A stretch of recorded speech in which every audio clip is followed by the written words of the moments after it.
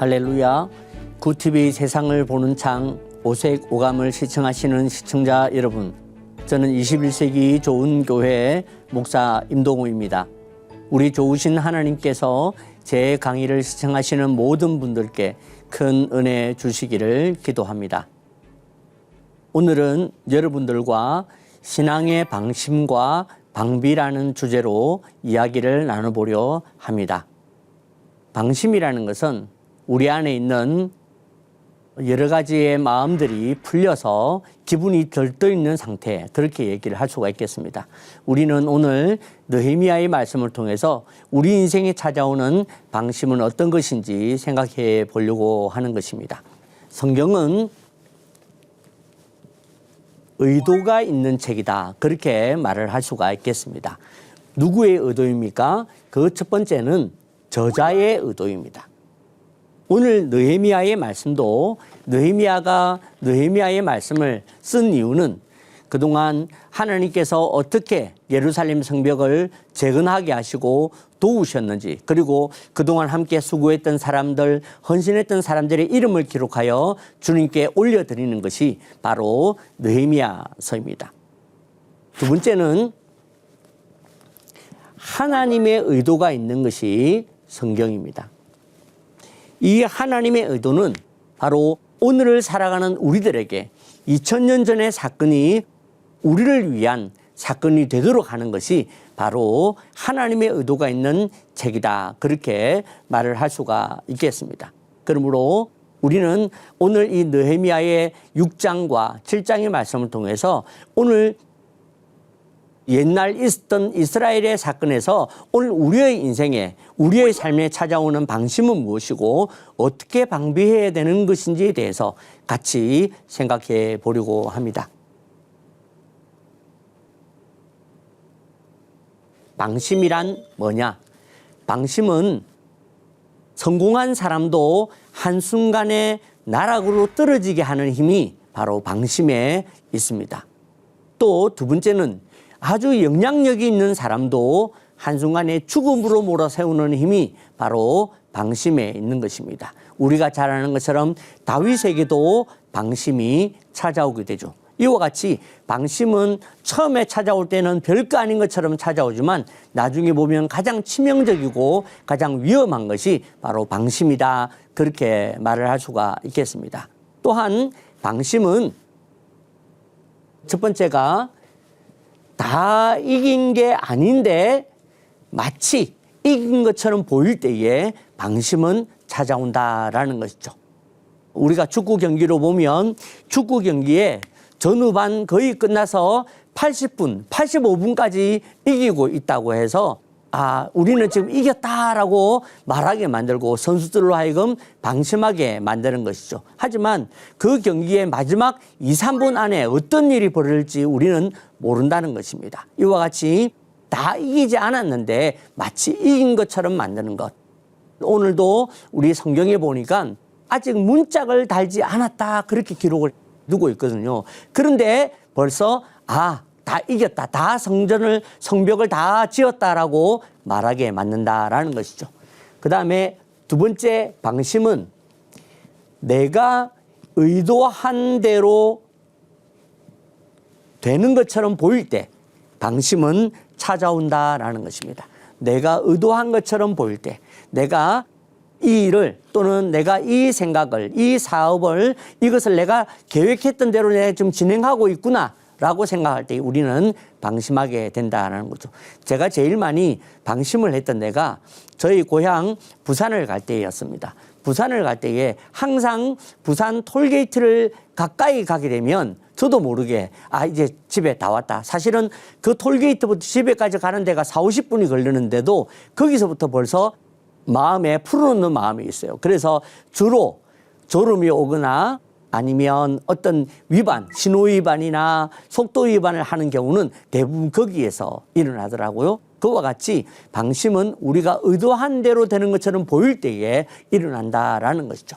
그 다음에 방심은 세 번째가 죄나 원수 또는 내가 망하는 것들이 멀리 있는 것처럼 보일 때에 찾아온다라는 거죠.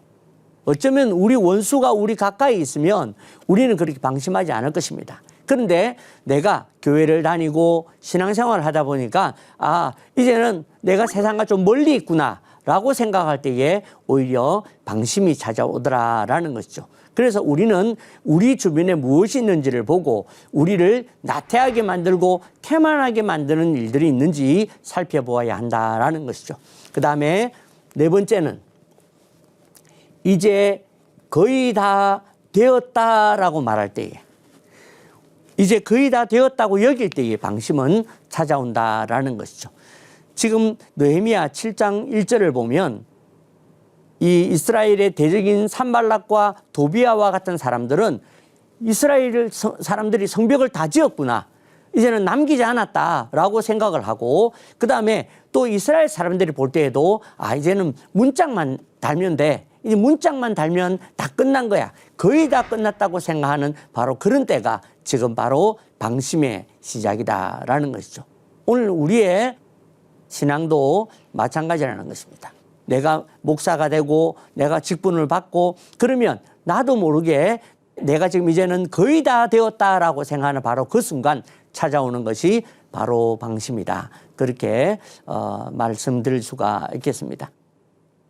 이제 우리는 이 이스라엘과 느헤미야에게 찾아왔던 방심을 좀 찾아볼 필요가 있습니다. 산발락과 도비아는 느헤미야에게 편지를 써서 내려와서 우리와 대화하자, 그런 이야기를 합니다.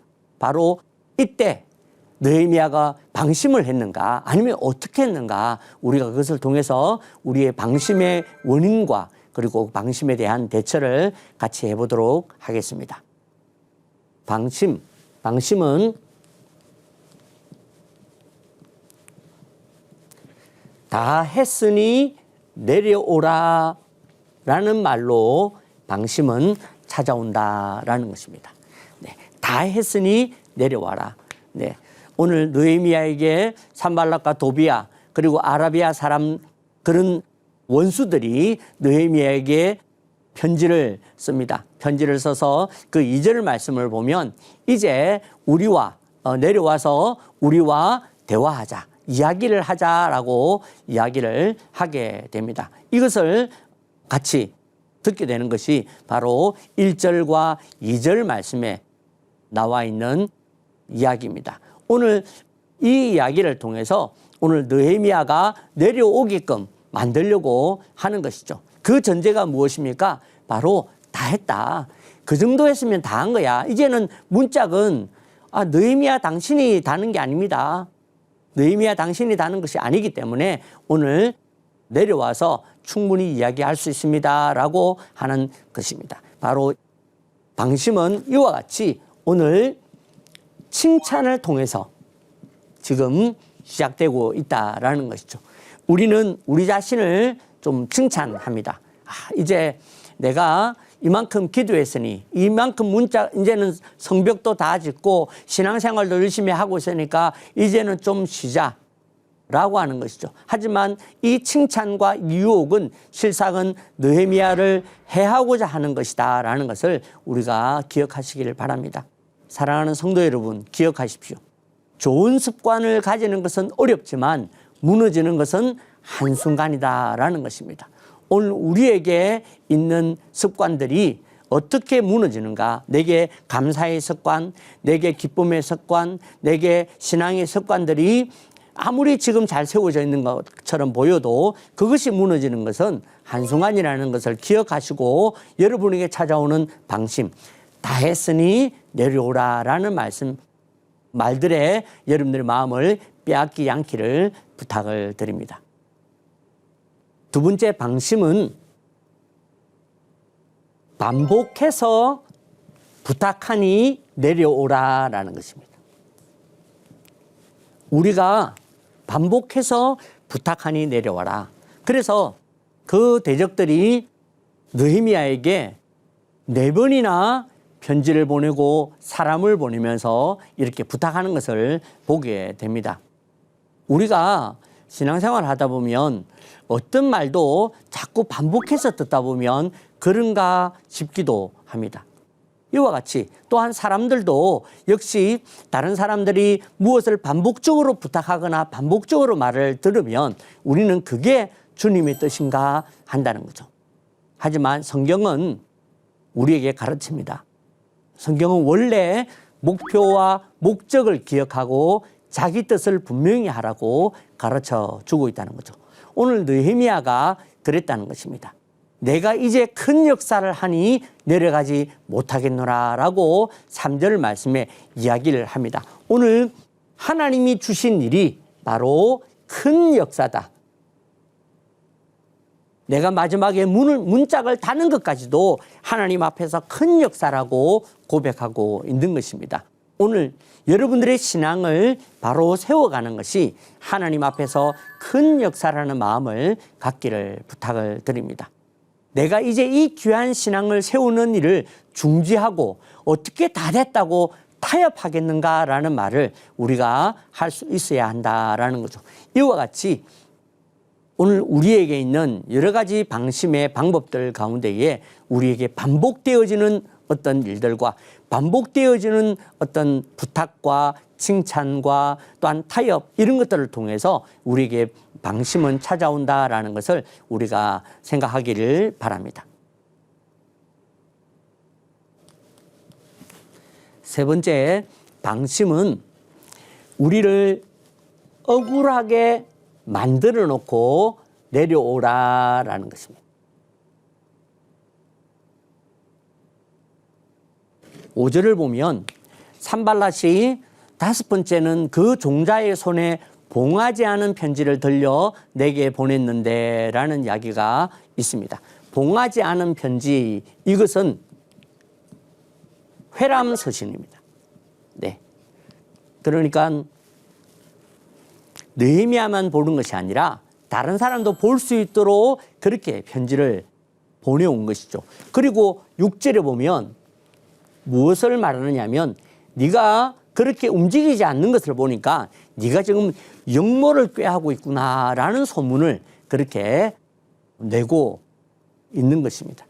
이것이 바로 느헤미야에게 찾아온 회람서신 역모, 이것이 바로 느헤미야를 억울하게 만드는 것이죠. 이렇게 억울하게 만들어서 어떻게 하라고요? 내려와라. 그것에 대해 변명하고 그것이 아니다 라고 말하도록 하기 위해서 느헤미야에게 내려오도록 만들고 있다는 것을 우리에게 보여주고 있는 것입니다. 성도 여러분, 그렇습니다. 우리가 가지는 어떤 마음들 가운데에 우리를 억울하게 만드는 일들을 참 못 참는 것 같습니다. 오늘 느헤미야도 바로 역모라는 억울한 일을 당했습니다. 그러나 참았습니다. 이것이 바로 신앙이다라는 것을 우리에게 보여주고 있는 것입니다. 사랑하는 성도 여러분, 우리가 교회의 일을 멈추는 것도 대부분 이와 같이 억울한 일 때문이라는 것을 우리가 기억해야 됩니다. 사람들이 나의 본 마음, 원래 내가 이 일을 시작했던 마음을 몰라줄 때에 우리는 억울해집니다. 또 내가 한 것을 다른 사람이 하는 것으로 그렇게 만들어버리면 오늘 우리는 억울해진다는 거죠. 억울함이 왜 무서운가? 억울함은 우리를 힘 빠지게 만드는 일입니다. 그래서 느헤미야도 9절 말씀을 보면 여호와여 내 손을 힘있게 하옵소서라고 그렇게 고백을 합니다. 그러므로 오늘 우리에게 이 억울함이 찾아왔을 때에 다시 한 번 더 부탁을 드립니다. 주님 앞에서 정했던 목표를 기억하시기를 부탁을 드립니다. 내가 왜 이 신앙의 회복을 시작하려고 했는지, 내가 무엇으로 시작하려고 했는지를 생각하며 다시 일어나 시작하시기를 바랍니다. 이것이 바로 오늘 우리의 방심을 이길 수 있는 힘이다라는 이야기를 드리고 싶습니다. 방심은 어떻게 하는 것이 방심인가? 첫 번째가 거의 다 했으니 내려와라. 사실은 다 한 게 아닌데 거의 다 했으니 내려와라. 두 번째는 반복해서 말하니 내려와라. 세 번째는 억울하게 만들어 놓고 내려와라 라고 하는 것입니다. 두 번째로 방비에 대해서 함께 생각을 해보도록 하겠습니다.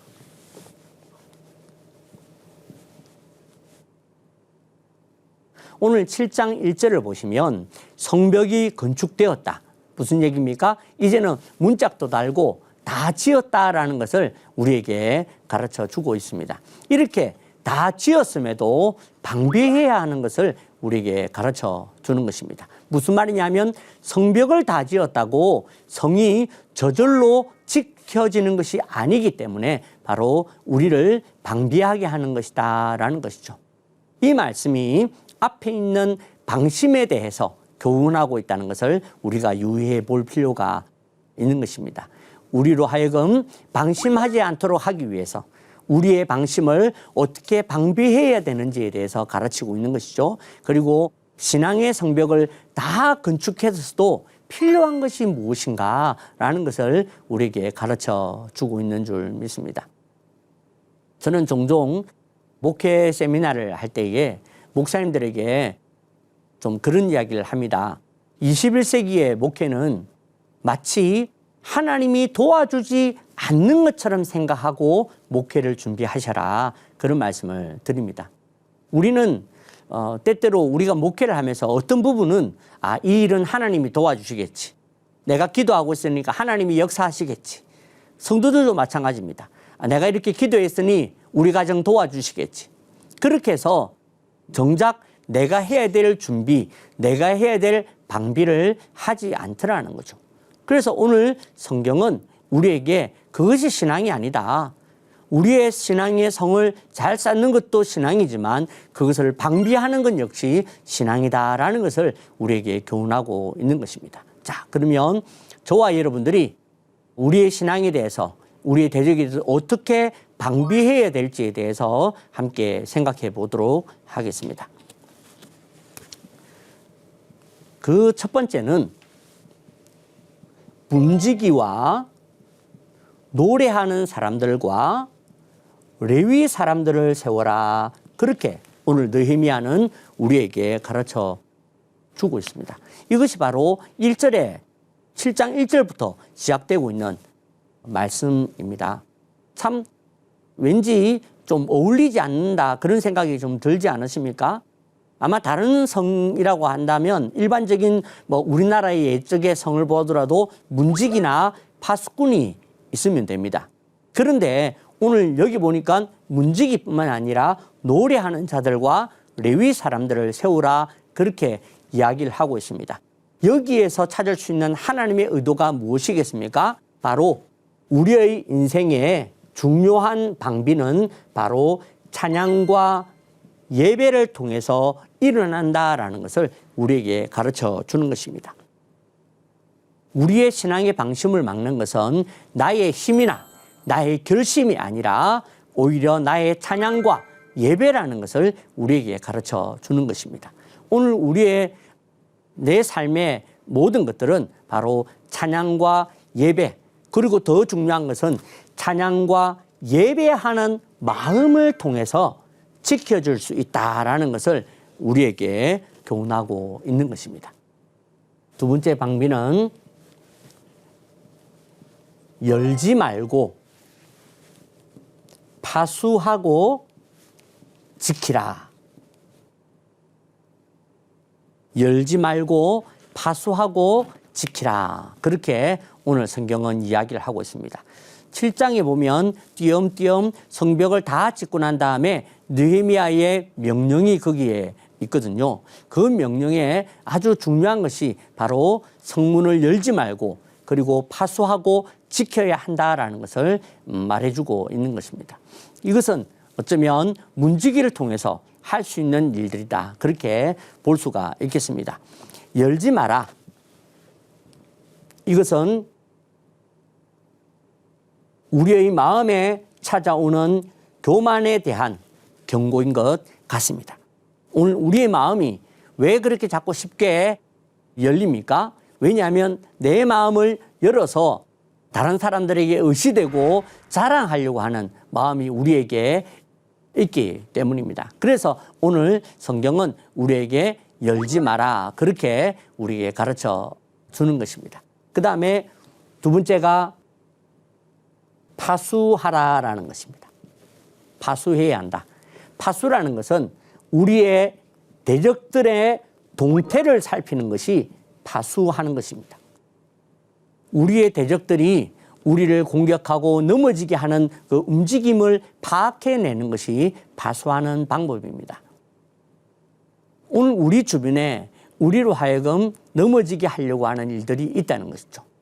그와 같이 우리의 마음을 파수하고 뿐만 아니라 우리 마음에 찾아오는 미워하는 감정, 싫어하는 감정, 나태한 감정들을 가지고 오는 대적들을 파악해내는 것, 그것이 바로 문지기의 역할인 것이죠. 그리고 세 번째가 바로 지켜라라는 것입니다. 무엇을? 마음을 지켜라라는 것입니다. 우리의 마음은 마치 밭과도 같다고 성경은 이야기합니다. 그래서 무엇을 심느냐 따라서 거기에서는 다른 수많은 것들이 자라게 되는 것입니다. 그래서 거기에 교만도, 낙심도, 게으름도, 원망도 다 거기에 잡초처럼 자라게 되는 것입니다. 그렇기 때문에 오늘 우리가 해야 될 것은 바로 마음을 지키는 것으로 우리를 방비해야 한다라는 것을 교훈하고 있는 것입니다. 사랑하는 성도 여러분, 오늘 내가 무엇에 마음을 잘 열어두는지를 보시길 바랍니다. 내가 무엇을 파수하지 않는지를 보시길 바랍니다. 그리고 내가 어떻게 마음을 지키지 않고 살아가는지를 돌아보시길 바랍니다. 그것이 바로 우리의 마음을 방비하는 좋은 힘이 될 줄로 믿습니다. 세 번째는 누구를 다스리게 함으로 방비했는가라는 것입니다. 방비하는 사람을 누구를 세웠는가라는 것이죠. 거기에 대해서 2절 말씀에 보면 내 아우 하나니와 영문에 관한 하나냐가 함께 예루살렘을 다스렸다. 그렇게 다스리게 했다. 그렇게 이야기를 합니다. 그런데 이 사람들의 특징이 있다는 거죠. 하나냐는 어떤 사람이었는가? 하나냐는 충성스러운 사람이었다. 또한 두 번째는 하나님을 경외함이 무리에서 뛰어난 자다. 그렇게 한마디로 이야기를 해주고 있습니다. 이것이 바로 하나냐의 특징이었고, 또한 우리에게 가르치시는 하나님의 의도를 보면 우리가 어떻게 방비하고 준비해야 되는지를 가르치고 있는 것입니다. 우리의 마음을 어떻게 충성스럽게 함으로 우리의 마음을 방비해야 한다라는 것입니다. 오늘 우리의 신앙이 주님 앞에 충성되기를 부탁을 드립니다. 그래서 내가 사람이 보든 사람이 보지 않든, 내가 바쁘든 바쁘지 않든 나의 신앙의 시간을 얼마나 성실하게 잘 가지고 있는가, 그것이 바로 충성이라는 것입니다. 오늘 내가 하나님의 신앙 앞에서 충성스러운 사람이 되는 것으로 오늘 우리의 신앙을 방비할 수 있음을 가르쳐 주고 있는 것입니다. 그 다음에 두 번째가 바로 하나님을 경외하는 마음. 다시 말해서 하나님 앞에서 우리가 하나님을 경외하는 좋은 신앙의 습관을 가지기로, 그렇게 하는 것이 바로 우리의 신앙을 잘 방비하고 우리의 신앙을 넘어지게 하는 모든 방심을 이길 수 있는 힘이다. 그렇게 말을 하고 있는 것입니다. 신앙의 방비는 어떻게 하는 것인가? 그 첫 번째가 찬양과 예배를 통해서 우리의 신앙의 방비를 할 수 있다라고 이야기합니다. 그리고 두 번째는 열지 말고 파수하고 지키는 것으로, 마치 하나님이 나를 안 도와주시는 것처럼 그렇게 최선을 다해서 자신을 잘 방비해야 한다는 것입니다. 그리고 세 번째가 충성스럽게 방비하시길 바랍니다.